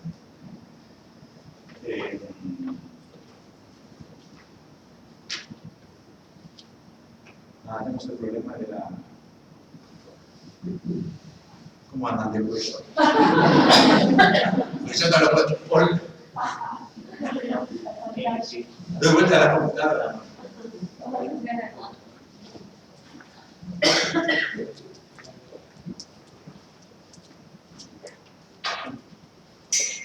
Lo leo. Esto es de René Guittard, un matemático eminente que produce matemáticas, tiene productos de matemática de primerísimo nivel, de lo que yo no puedo decir ni siquiera qué tópico la tiene, porque no entiendo absolutamente nada de qué campo es inentendible absoluta. Tiene un libro completo que se llama Certeza y Extrañeza, no, Evidencia y Extrañeza, súper recomendable. Matemática, psicoanálisis, Descartes y Freud. René Guittard, Evidencia y Extrañeza, Matemática, psicoanálisis, Descartes y Freud, que es un libro totalmente destinado a la mente.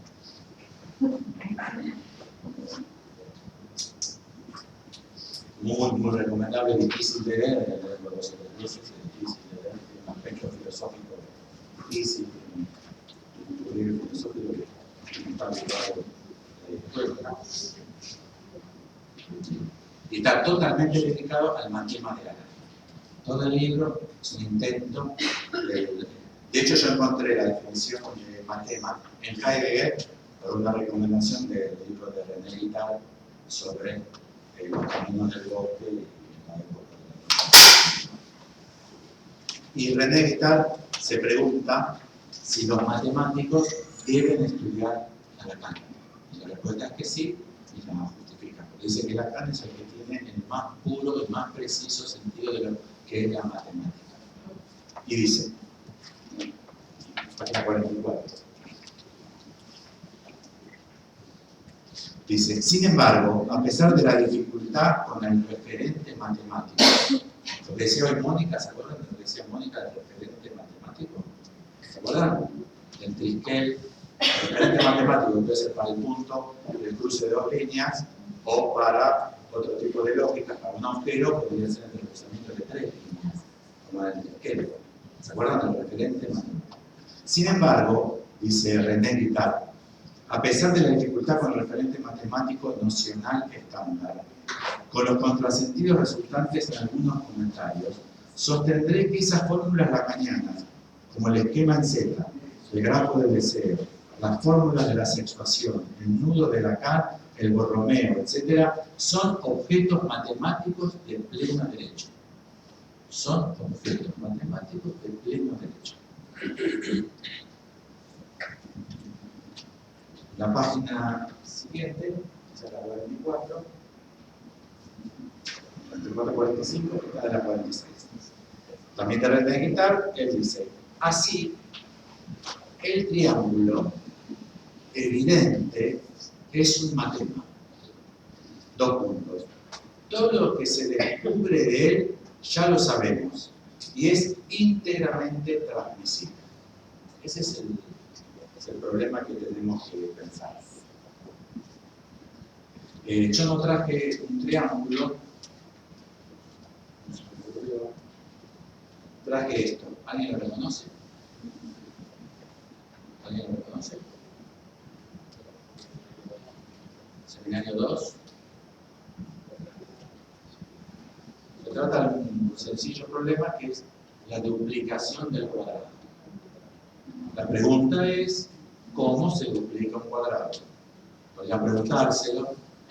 Eso está en el cuadrado. ¿Entienden lo que estoy diciendo? Todo el saber que hace falta saber sobre un cuadrado está en el cuadrado. La respuesta fallida es duplicando a su lado. ¿Cómo se duplica un cuadrado? Duplicando a su lado. ¿Saben lo que sucede? Yo tendría que haber traído todos los gráficos. ¿Qué sucede si se duplica el lado del cuadrado? Se cuadruplica el cuadrado. Si ustedes tienen un cuadrado y duplican un lado 10 centímetros por 10 centímetros por 10 centímetros por 10 centímetros. ¿Cómo se duplica? Y duplican por 10. Si ustedes duplican por 10, se arma 4 de 10 por 10. ¿Sí? Esto Lacan lo pone en el seminario 2 y cita al Menón, al diálogo Menón de Platón.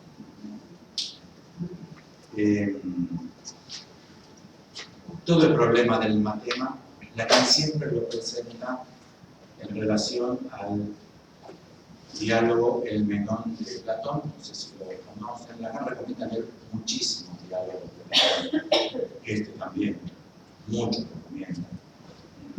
Recomienda tanto que no se termina confundiendo. Este lo utiliza muchísimo. Tiene un CD de Lacan con El Menón. Realmente lo recomienda muchísimo.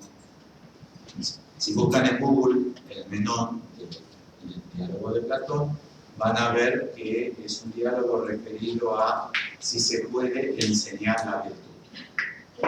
Cada diálogo tiene un tema. El tema, virtud en griego es arete. Si se puede enseñar la virtud. Y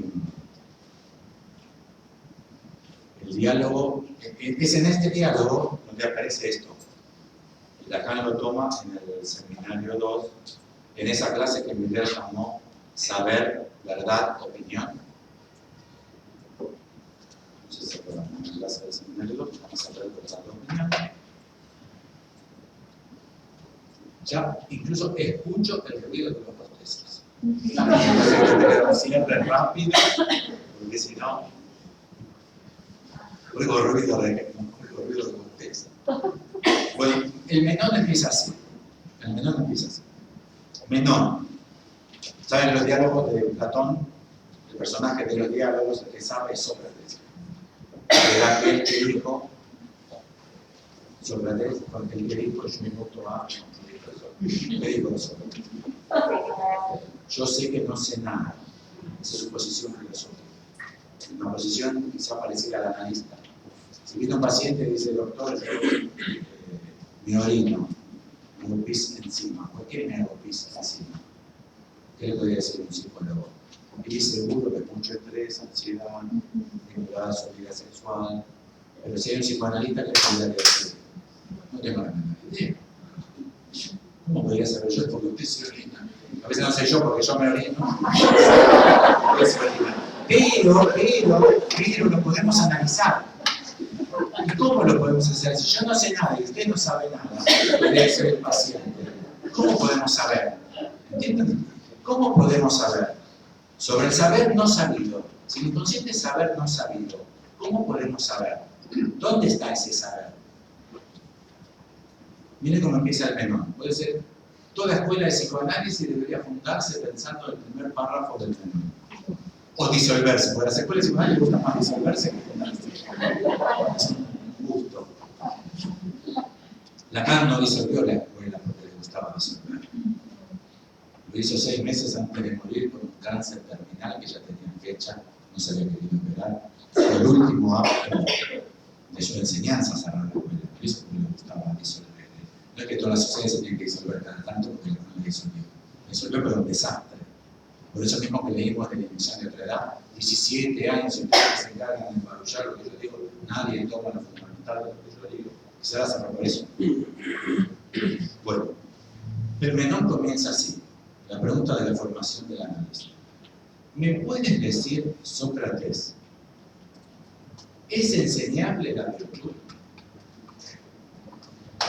¿O no es enseñable, sino que solo se alcanza con la práctica? Ya hay los psicoanalistas ya están jugados. O ni se alcanza con la práctica, ni puede aprenderse, sino que se da en los hombres naturalmente o de algún otro modo. Es espectacular para el psicoanalista. Se enseña a ser psicoanalista.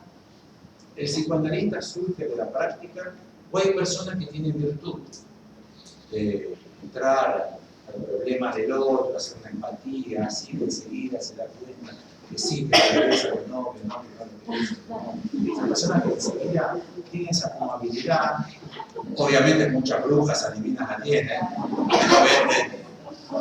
La bruja de ustedes seguramente pregúntenle a la bruja. Muchos psicoanalistas consultan a la bruja. Muchos psicoanalistas tienen su bruja. No levanten la mano. Muchísimos psicoanalistas consultan, muchísimos políticos consultan a la bruja, muchos equipos de fútbol consultan a la bruja. Las brujas están pasando por un momento en pleno. ¿Eh? Ah, por mi bruja. Están en alza, sí. La bruja de Menem tenía un hijo, Menem los extranjeros lo explican, ¿no? Bueno, la bruja de Menem, la que hacía la brujería Menem, tenía un hijo que nunca pudo pasar el tercer año en la abogacía. Pero era tan buena la bruja que lo convenció a Menem y lo nombró fiscal. Pero el primer fiscal argentino que no se había recibido de abogado. Así que piensa estar en alza la bruja. Fue Menem, pero una bruja consiguió que una persona que no era abogado sea fiscal. En Argentina. Quizás en Brasil. No sé cómo ya tenemos los kilómetros. Entonces, el analista surge de algo que se puede enseñar. ¿Hay formación del analista? Son las mismas preguntas que siempre. Esto tiene 350 años antes de Cristo. O surge de la práctica, o hay personas que tienen más habilidad que otras. Ustedes dirían, la tercera no. ¿Y Freud y Lacan a dónde les ubican a ustedes? Nunca pensaron que eran clínicos, que nunca encontraron colegas que dicen, no, porque Freud, Lacan. Como si fuesen gente que tuviese innata la condición de hacer el psicoanálisis. Entonces, en psicoanálisis, respecto del inconsciente, o sea, el saber no sabido, ¿dónde está la posibilidad de obtenerlo? Y entonces ahí viene en el Menón el ejemplo, que es la duplicación del cuadrado. ¿Se acuerdan la anécdota cómo se produce esto en la escena del Menón? Están Menón y Sócrates discutiendo sobre este tema interesante, y Sócrates dice, no hace falta saber, te lo voy a demostrar. ¿Sabe cómo es el ejemplo? Llama a un esclavo, que en esa sociedad se lo consideraba por un ignorante seguro, un esclavo, y es el método de la mayéutica, es el método socrático. La mamá de Sócrates era partera.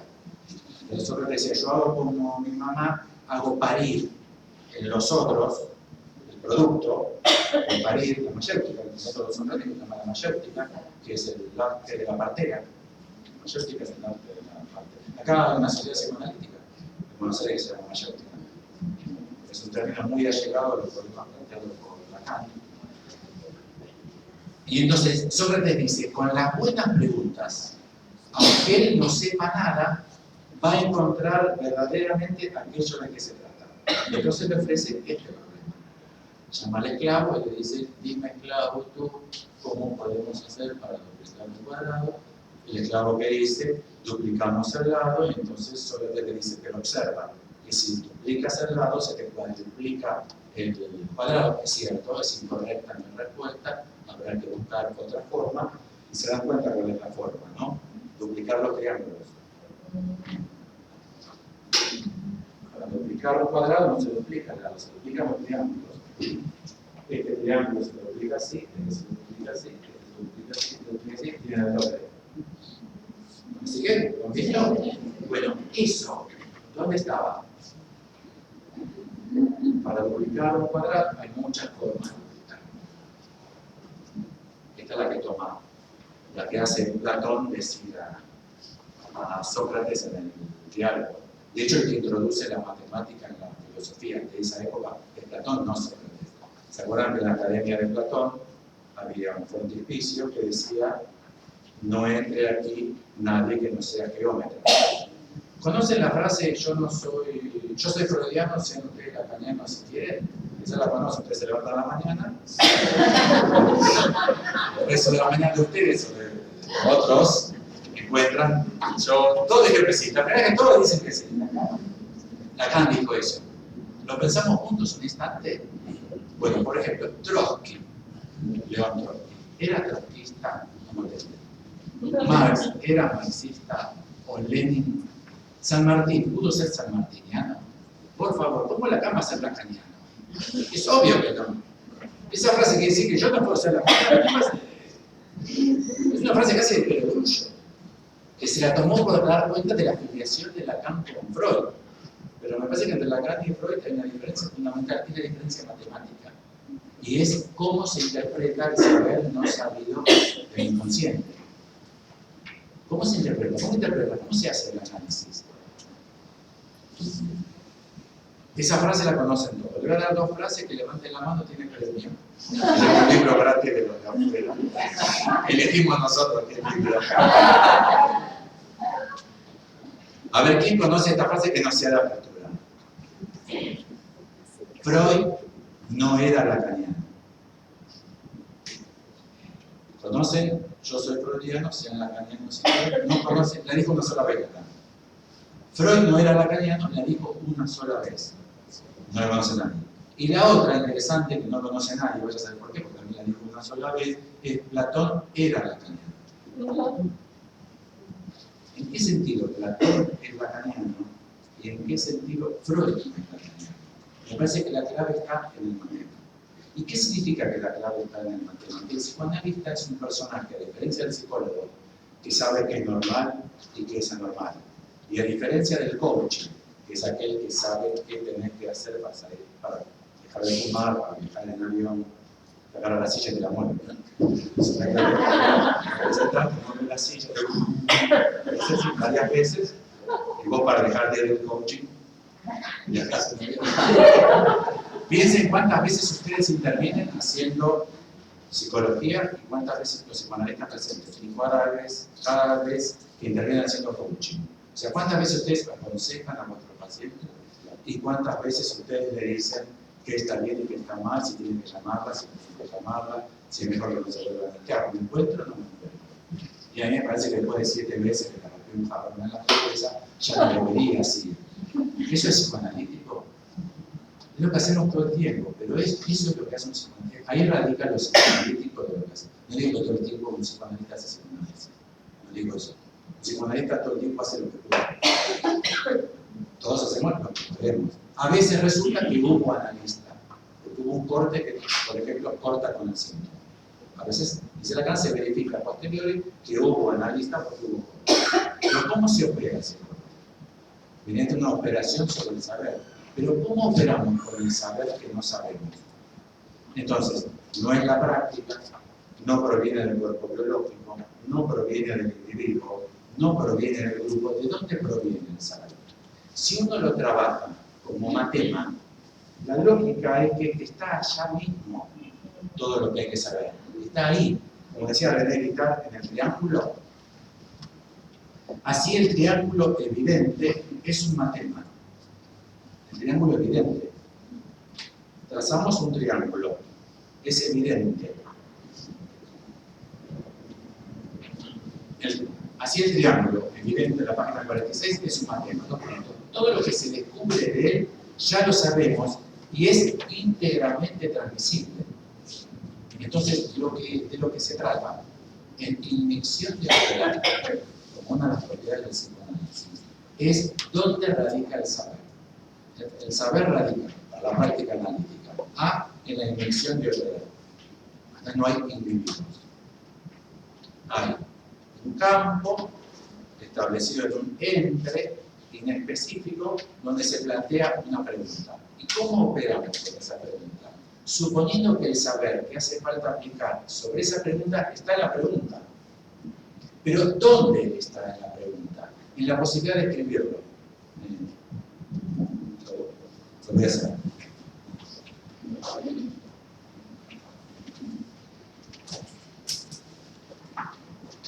El triángulo evidente. Hagamos un triángulo. La suma interior de los ángulos. La suma interior de los ángulos de un triángulo no puede ser superior a 180 grados. ¿Y cómo lo saben? Es evidente, está en el triángulo. Más la mitad de 180, hasta ahí vamos, ¿no? ¿Cuánto es? 90 y 90. Más de 180 sería 90 y 91. O 90 y medio y 90 y medio, ¿sí? Si yo trazo una línea y le aplico 90, y 90 no se cierra con un triángulo. Tiene que ser menor de 180, la suma de los ángulos, porque no se me cierran. ¿Entienden? Eso está en el triángulo, no está en mí, ni está en un grupo de matemáticos que lo resolvió. Está en la escritura correcta de aquello que establecemos como pregunta. O sea, el matema implica la posición epistémica del analista, que es la única solución para resolver la cuestión de cómo operar con el inconsciente si no tiene contenidos. Si el inconsciente tiene contenidos, se alcanza con saber los contenidos. Yo presenté una tesis de doctorado y para la defensa pública se la dio a un amigo mío psicoanalista que es doctor en otra disciplina, pero que es doctor. Yo para practicar una defensa.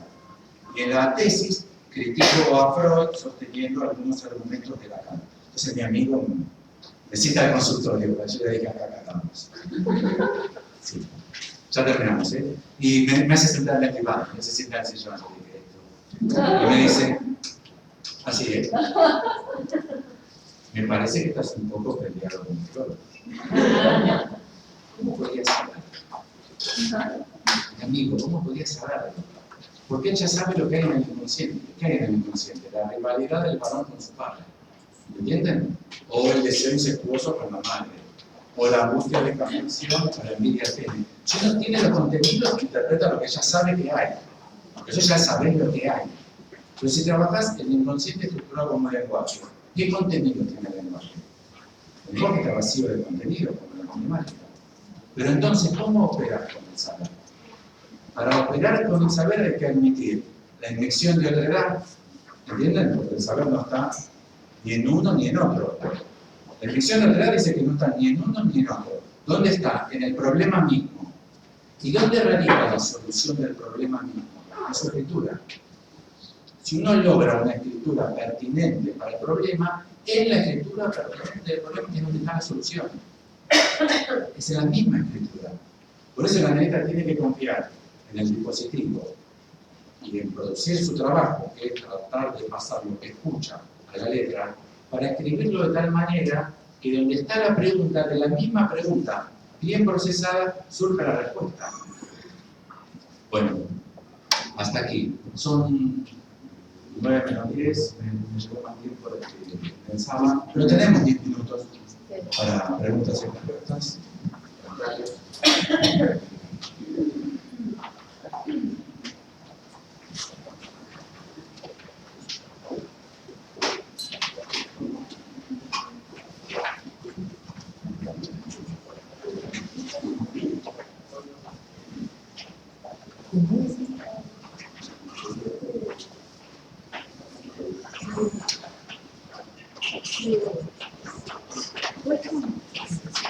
Rosana Salvador Brasil.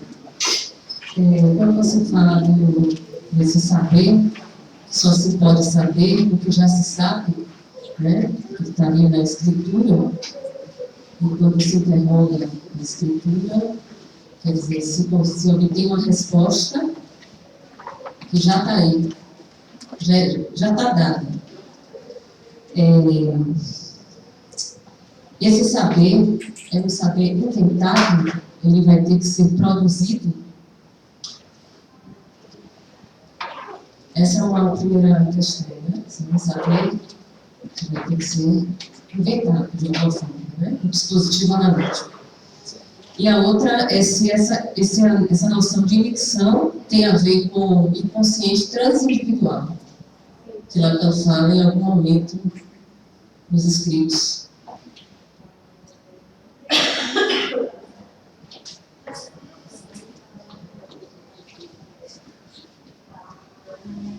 Bueno, ahora avanzamos con esta. está en la escritura, si se escribe adecuadamente. Si se escribe erróneamente, no van a llegar nunca a la solución. O sea, depende del rigor y del modo de escritura que ustedes pongan a trabajar en vuestra apuesta para obtener la información que requieren. Si ustedes en vez de un triángulo escriben un cuadrado, la suma interior de los ángulos es otra. O sea, depende del dispositivo de escritura. Ahí está la apuesta del analista. O sea, si se escribe correctamente. O sea, si el caso avanza y no sabemos de qué se trata, y el paciente sigue como está o peor, y la analista sigue está peor, y nadie sabe nada, y ya lo supervisaste 7 veces, y sigue todo igual, quizás se está escribiendo mal. Se está escribiendo mal, o sea, no se está escribiendo en la lógica adecuada para que de esa escritura surja la respuesta. Y el producido, inventado, bueno, ahí hay toda una problemática. Se produce con materia prima. Se produce, la producción marxista es con materia prima. La creación es ex nihilo, es nada, de la nada, a partir de la nada. Con lo cual se podría decir que este es un saber creado a partir de una escritura, pero me parece que quiere decir que es un saber creado porque solamente así responde al caso particular.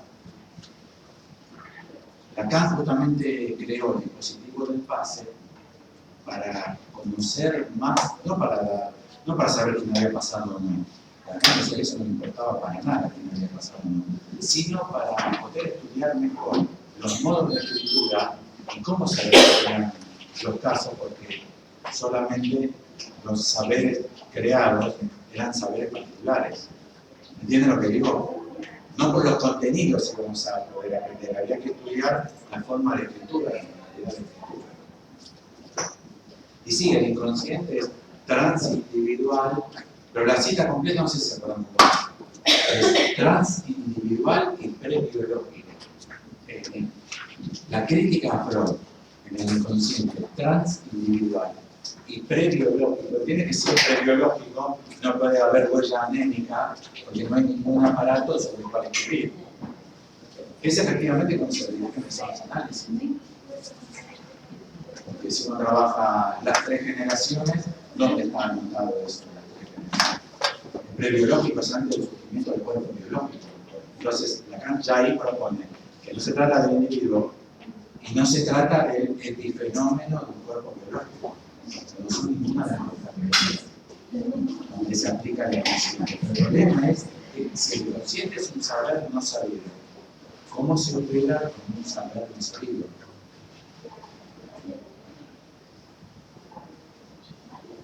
Mais alguma questão? Comentário? Crítica. Crítica?